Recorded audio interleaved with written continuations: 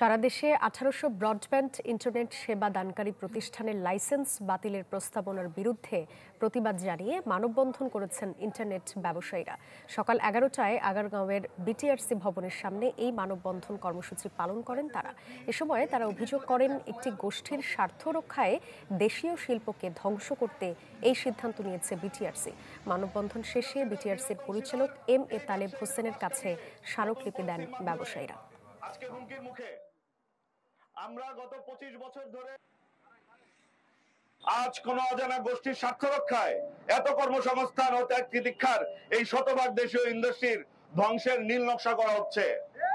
ইন্ডাস্ট্রিদের বৃহৎ অংশীদার এই ব্যবসায়ীদের পাশ কাটিয়ে নতুন পলিসির মাধ্যমে দেশীয় ও পরিণত একটি ইন্ডাস্ট্রিতে ধ্বংসের প্রস্তাব করা হয়েছে।